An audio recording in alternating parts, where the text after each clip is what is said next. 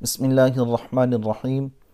الحمد للہ رب العالمین والعاقبۃ للمتقین الصلاة والسلام علی سید الانبیاء والمرسلین اما بعد فاعوذ باللہ من الشیطان الرجیم بسم اللہ الرحمن الرحیم وما انفقتم من شیء فہو یخلف صدق اللہ العظیم الصلاة والسلام علیک یا رسول اللہ وعلی آلک واصحابک یا حبیب اللہ۔ معزز سامعین، السلام علیکم ورحمۃ اللہ وبرکاتہ۔ صدقہ و خیرات کے حوالہ سے قرآن و سنت کی روشنی کے اندر چند چیزیں آپ کے سامنے رکھتا ہوں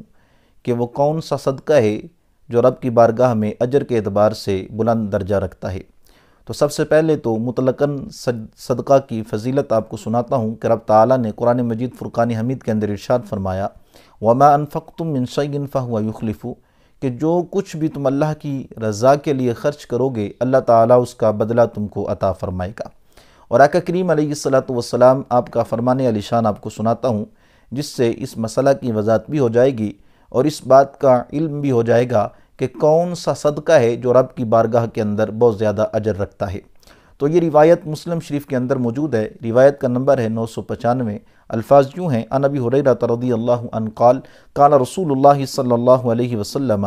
دینار انفقتہ فی سبیل اللہ ودینار انفقتہ فی رقبۃ ودینار تصدقت به علی مسکین ودینار انفقتہ علی اہلک اعظمها اجرا الذی انفقتہ علی اہلک، جس کا مفہوم یوں ہے کہ آپ بیان فرماتے ہیں کہ رسول اللہ صلی اللہ علیہ وسلم آپ نے ارشاد فرمایا کہ ایک دینار وہ ہے جس کو تو اللہ کی راہ کے اندر خرچ کرتا ہے، اور ایک دینار وہ ہے کہ جس کو تو کسی غلام کی آزادی کے اندر خرچ کرتا ہے، اور ایک دینار وہ ہے جس کو تو کسی مسکین پر خرچ کرتا ہے، اور ایک دینار وہ ہے کہ جس کو تو اپنے اہل خانہ پر خرچ کرتا ہے۔ اور فرمایا کہ جو دینار، جو صدقہ، جو خرچ تو اپنے اہل و عیال پر کرتا ہے، اہل خانہ پہ کرتا ہے، اس کا اجر دوسرے تمام اللہ کی راہ کے اندر خرچ کیے ہوئے دیناروں سے زیادہ ہے۔ یعنی پتہ کیا چلا کہ دیگر جو صدقہ و خیرات ہیں، کسی مسکین کو عطا کرنا، کسی غلام کو آزاد کرنا، اللہ کی راہ کے اندر مطلقاً صدقہ کرنا،